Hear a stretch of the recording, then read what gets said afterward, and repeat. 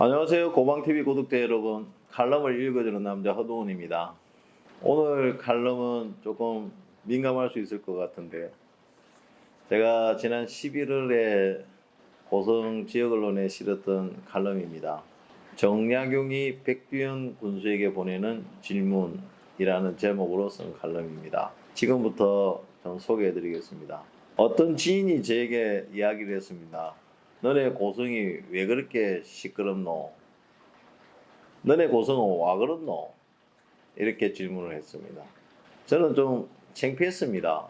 지난 시기에 고성이 군수의 어떤 친인척과 측근 기업에 몰아주는 수의 계약을 했다는 의혹, 수천억 원의 국가공모 사업비를 가져와서 지역의 사업을 집행하는 과정에서 여러 가지 의혹이 있고 그 의혹이 일파만파 퍼지고 있는 것 같습니다. 그리고 인터넷 매체에서는 군수를 둘러싼 여러 가지 업적들에 대한 이야기들이 난무하고 있는 것 같습니다. 배상길 고성군의원께서 군정질의를 통해 이러한 의혹에 대해서 군수님께 해명을 요구했습니다. 하지만 백두현 군수님의 어떤 동문서답식의 답변은 오히려 군의회와의 갈등을 더욱 부추긴 것 같습니다. 이런 서로 간의 감정 대립이 결국은 군수 퇴진 운동 천막투쟁 공부를 출범시켰고, 급기야 배상길 고성 군의원께서 삭발 투쟁과 함께 생명을 담보로 한 단식 투쟁, 또 사법기관의 군수를 고발하는 고발장 접수 등 초강경 투쟁으로 이어졌습니다. 고성군은 직전에 2명의 군수가 공직선거법 위반으로 낙마를 해서 고성군민과 국민들에게 깊은 상처를 남겼습니다.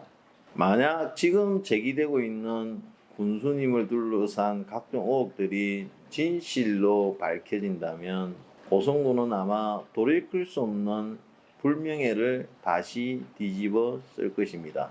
그리고 그 피해는 오롯이 우리 고성군민과 출향한 고성인의 몫이 될 것입니다.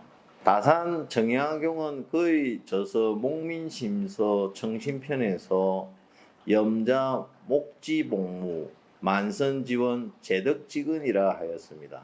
즉 청렴은 모든 공직자의 본연의 의무로서 온갖 선정의 원천이 되고 모든 덕행의 기본이 된다라고 하셨습니다. 첫째, 목민가는 자신의 능력과 분수를 잘 알아야 한다라고 하셨습니다.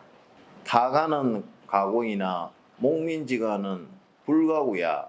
즉 다른 벼슬은 내가 구할 수 있으나 목민가는 내가 하겠다고 구할 수 있는 벼슬이 아니라는 것입니다. 자신의 능력보다 벼슬이 높으면 눈을 가리게 되고 백성을 불행하게 할 것이기 때문에 능력이 부족한 사람은 목민간이 되어서는 안 된다는 것입니다. 둘째, 목민간은 3가지를 금해야 한다고 합니다. 즉 목민간은 술을 끊고 여색을 물리쳐서 이성관계가 깨끗해야 하며 놀고 즐김으로써 거칠고 방탕해서는 안 된다고 하였습니다. 목민간이 특정한 기호품에 집착을 하게 되면 반드시 부패 유혹의 덫에 걸린다는 것입니다. 세 번째로 목민간은 뇌물을 절대 받아서는 안 된다고 하였습니다. 다산 정약용은 뇌물을 주고 받는 것은 비밀리에 하겠지만 한밤중에 한 것도 아침이면 드러난다고 하였습니다. 아무리 비밀리에 어떤 일을 하더라도 네 곳에서는 알고 있다는 것입니다. 이른바 사지론인데요. 즉 하늘이 알고 귀신이 알고 내가 알고 상대방이 안다는 뜻입니다. 우리 속담에 낱말은 새가 듣고 반말은 지가 듣는다는 말과 같은 뜻입니다. 네 번째로 목민가는 늘 두려움을 알아야 한다고 했습니다. 내가 지금 옳은 길을 가고 있는지를 두려워해야 하고 내 행동이 법에 저촉되는 것은 아닌지 두려워해야 하고 내가 공직을 수행함에 상관과 백성들의 마음에 어긋나지 않는지 늘 두려워해야 한다고 하였습니다. 다섯 번째로 목민가는 고을을 다스리고자 한다면 먼저 가족부터 잘 관리해야 한다고 하였습니다. 욕치 기업이면 선제기가하라. 치연은 여치국이니 불능제가인데 하이치리요.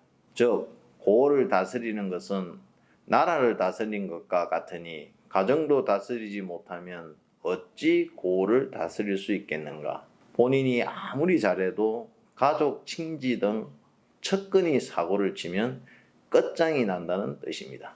지방의 목민관도 다시 뽑아야 하는 선거가 있습니다.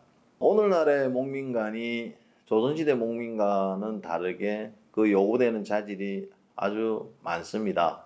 소통과 통합의 리더십도 있어야 되고요. 탁월한 해안과 추진력도 있어야 됩니다. 또 명확한 비전도 제시할 수 있어야 되고 국제적 감각, 타고난 업무 능력, 또한 높은 도덕성과 사회적 책임감도 있어야 합니다. 그러나 동서고금을 막론하고 목민관이 가장 가져야 할 최고의 덕목은 바로 정직과 청렴입니다.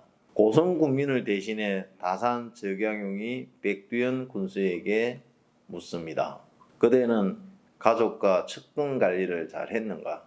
그대는 늘 군민을 두려워하였는가? 그대는 뇌물을 받은 적이 없는가? 그대는 술과 여색으로 방탕하지 않았는가? 그대의 벼슬은 자신의 능력과 분수에 어울리는 것인가? 자신을 스스로 돌아보고 이 질문에 대답할 자신이 없다면 스스로 그 자리에서 물러나야 합니다.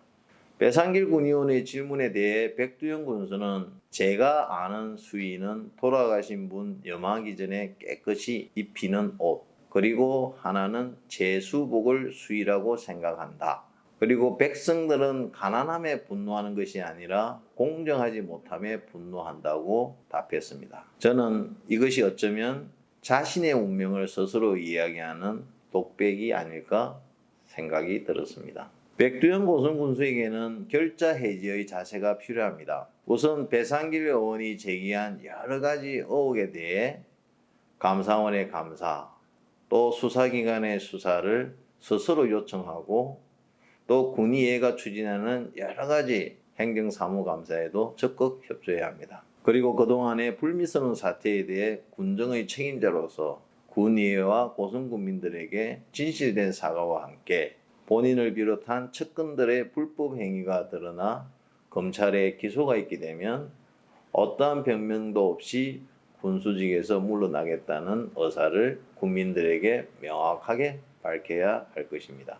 여기까지 정약용이 백두현 고성군수에게 보내는 질문이라는 내용으로 쓴 저의 칼럼을 소개해드렸습니다. 여러분 어떻게 들으셨습니까? 앞으로도 다양한 고성에 대한 이야기로 칼럼을 소개해드리겠습니다. 많은 관심과 응원 부탁드리고요. 구독과 좋아요 꾹 눌러주십시오. 감사합니다.